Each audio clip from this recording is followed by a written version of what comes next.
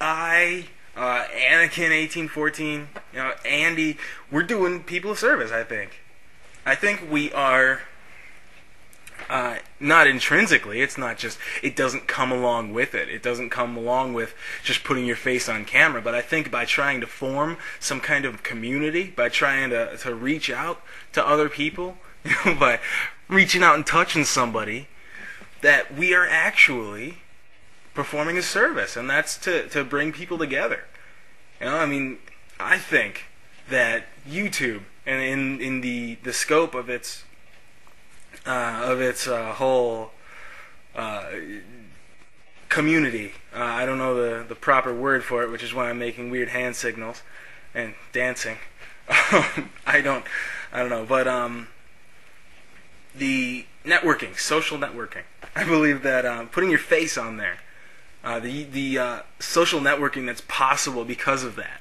Because someone feels like they know who you are when they look at your face, when they hear your voice, when they see your mannerisms. Like, I do that a lot. When they see your little nervous tics, then they can see into your life.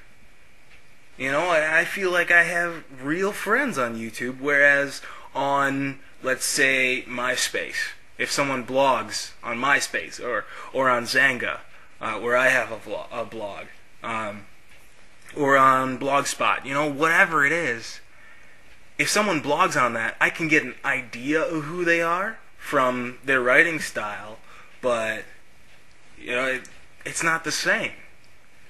It just like Jeff said, it all came from speech. It came from spoken word, and then to keep that for later generations, it was translated into this written thing that we could have for everyone else, forever and ever and ever. When stories were told around a campfire, it wasn't, let me write this down for you. In about 2 hours, I'll have a really great story for you. No, they said it. They told everyone this really great story. And then it was passed down for generations, and then it was written down sometime down the line. And it may not be the exact same thing, but let me tell you, this story is going to be awesome anyway. So yeah, I think that we're doing a great service, but in the other thing that's come out of this whole, not only YouTube, but just internet and phones too. The special way that we talk sometimes. It's sometimes called leet. So some people talk in a different way when they're online, and they type a different way. And on your phone you have like LOL or ROFL or ROTFL or Rafflecopter. I don't know. I don't know what that last one means, but I see it a lot, and it makes me laugh. I just laugh at weird things. But you have all these things, and I have a friend who teaches in an inner city school. Was actually student teaching, and there and other places, kids are picking up on this internet speak, this text message language, and they use it in essays. In an English essay, a kid will write LOL as real conversation, as real academic writing. And if that's not the language going down the pot, I don't know what is.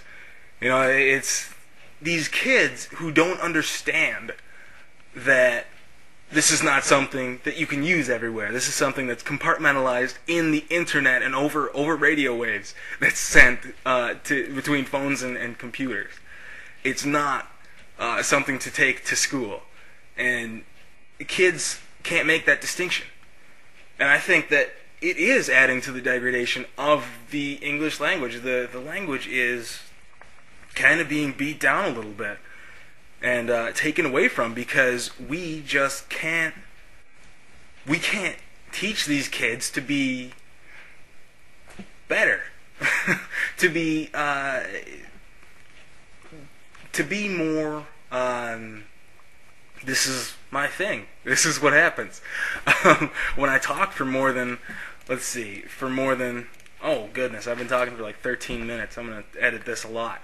But when you when I talk for a little bit longer than I'm used to, I start stuttering and stuff. But what happens is we run out of things to pass on when all we're doing is saying fend for yourselves. They run into this. You know, kids, they have the necessity to pick things up. They're like little sponges. And I don't want to get into my thing with, inner city schools and outer city schools, wherever it is, schools in general, and, colleges and everything. I don't want to get into that right now because I've been talking too long already. But the thing is about the next generation. They're going to be considered not as smart as us because we will have failed them. And I believe that this generation is smarter than the generation that came before us. And that generation, I don't know. I didn't do my homework. I don't know if that generation is smarter than the one before it, but I know that this generation, this YouTube generation, as we're being called, is much smarter because we have learned how to, no matter what, no matter where, no matter when, get in contact with other people. We've learned how to stay in contact where people aren't as in contact. 10 years ago even, people could not keep in contact the way we could. Facebook, MySpace, YouTube, all of this stuff, the social networking, was not in existence at all. There was instant messaging and there was stuff like that, but even then it wasn't anything anywhere near to the degree what we have today. So it is such a difference. And it's scary to think where we're going to be 10 years from now. Am I going to be obsolete because I'm obsolete as a human being because I cannot keep up with the next generation? While their language skills might be lacking, their networking skills might be out of this world. Who knows? But I've been talking too long. So I'm going to say goodnight. It's almost midnight here. So, good night. Thanks for watching. And,